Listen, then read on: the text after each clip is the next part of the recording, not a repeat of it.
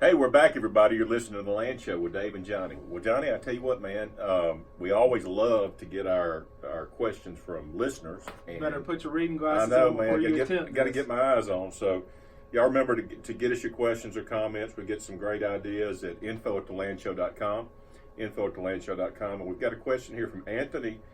Hello, Dave. I was doing some research into turning a forest area into tillable land and ran across your website, The Land Show. I have a sawmill and would go out. I'd like to go out and cut some trees to turn into usable lumber. Was thinking about how I would convert this into farmland. Can you offer any insight? Great question, Anthony. I mean, this is a question we get all the time. So I'll let you get started and we'll answer together. Actually, I mean, I guess figuring out the cost of timberland. I just sold a place in Perry County in December that the guy was wanting to do this and convert to pasture, and so he was going in and assessing what the timber would be worth to cut that to apply toward the cost of removing the stumps and preparing the land. And I know you do a lot of this. You have a lot of experience with this. I do, and there's so many interesting facets there. The bigger the timber, the more money you can make, but the more expensive it's going to be to get up the stumps. Right. All right. So the first thing I would do, Anthony, is I would go to and you haven't helped me remember the website, the USGS website, and get the ag maps, and see the class. It's got soil classes from 1 to 10, as far as 1 being the best farmland, 10 being the worst, and you want to make sure that it's not a 6 or 7 or 8 or 9 or 10. Yeah. It needs, a lot of good pasture land is 3, 4, 5.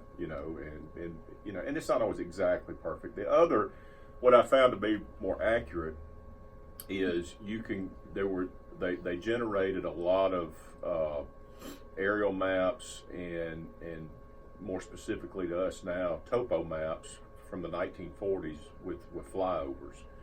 And if you get the old USGS topo maps, and they'll have the green will be signify timberland, and the white will signify open land in the 40s. Right.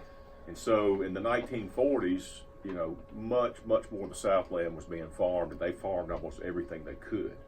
So if you see a white area that's now in timber, that was once, pasture land or farmland, and that's a good place to go back. Now, if it's green, it doesn't necessarily mean that it's not farmable, but you got to wonder why it wasn't being farmed. And so most of the time, it's either too rocky or too swampy, too steep. There's something there.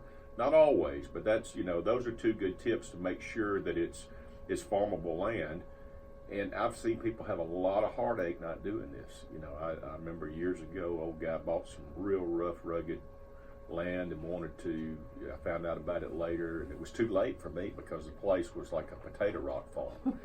Is every time he'd get it cleared up, more potato rock, what I call potato rocks, would grow out of the ground.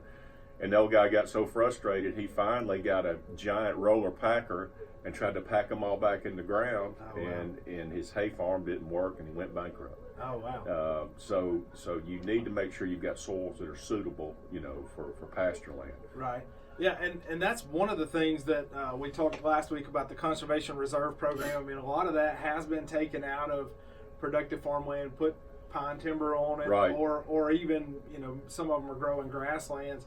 But there are a lot of opportunities out there. I guess the question I would have, Dave, is what do you do about the stumps? What is the method that you've seen work in your areas? Well, it's always great if you've got the pulpwood. You're not going to make as much money off of clear cutting a pulpwood tract. But the advantage is sometimes when you do the math, you come out better on a pulpwood tract, clear cutting and putting into pasture than you do sometimes saw timber. Because pulpwood prices are generally stronger than saw timber right now. And the more that you can do with a dozier, the better. And some people go in with these grinders and they grind down, and that's fine. But for really growing grass, you're still not getting rid of the root system. I mean, that's fine for a food plot. It's fine for something where you're really not trying to have maximum production for cows or hay. But if you want maximum, you really want to flip those stumps out. And the more you can do with a big dozier, the better. And so a lot of times you'll have maybe somebody that's running a D4, D5 size dozier, and he wants to use a track hoe in conjunction. you'd be better off to hire somebody with a really big dozer to go in there and rip and roll, pay them a little bit more per hour. But the more you can do with the dozer, the better. When you get into the bigger saw timber stumps, if they're fresh, it's going to take a track hoe typically. It's going to take more time, more money, but you make more on your timber. And I tell you what a hidden jewel is sometimes. Sometimes rough-looking, clear-cut property that is coming up in sweet gums and never been replanted, has been sitting there for 6 or 8 years, sometimes that is an absolute hidden jewel for conversion because those stumps are rotten. And sometimes when you do the math, you're actually spending the same money to put that clear cut in, doing a lot faster than you would if you bought big timberland and you cut it, because you can really rip and roar once those stumps kind of rot out. Right. Well, this is a good idea if there's not readily available farmland in your area, or if there's some land that adjoins your farm or in that immediate area that you could go in and make these types of conversions. Do you want to hazard an estimate of what range it would take to clear up? It can be as little. Now this is not. This is to plant. And again, now when I plant too, is I don't worry about the little stick ups. I don't worry about those things. I'm just trying to get it to dirt, and then I'm going to plant, and I'm going to drag in. Most of the time you can just plant and drag in, and you don't necessarily have to drill.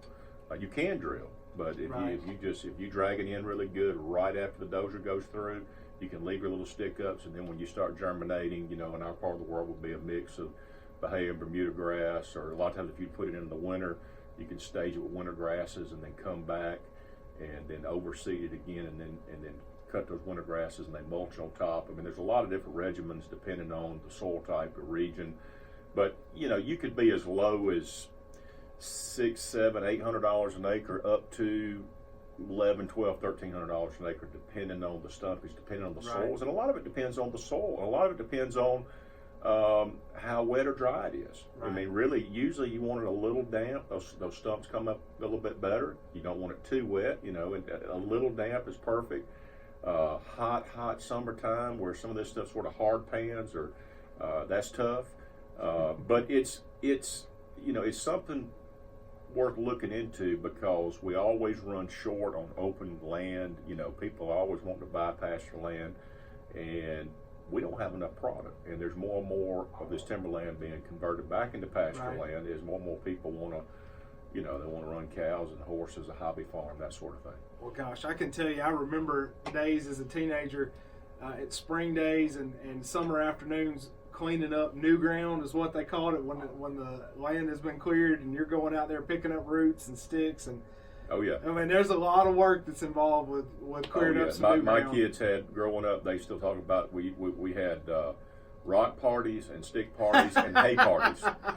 And the hay parties were on some of the steeper ground that would wash a little bit. We get out there and we sow that mulch hay, and they enjoyed that very much. Well, and I'll go back to what you said earlier in the interview. You got to make sure you're looking at these maps, because that highly erodible land, and you'll see that delineated on the property on these maps. You don't want to try to clear up highly erodible land in most cases, because those slopes, it's just work. And I just can't imagine what went into all of these old timers putting terraces on properties.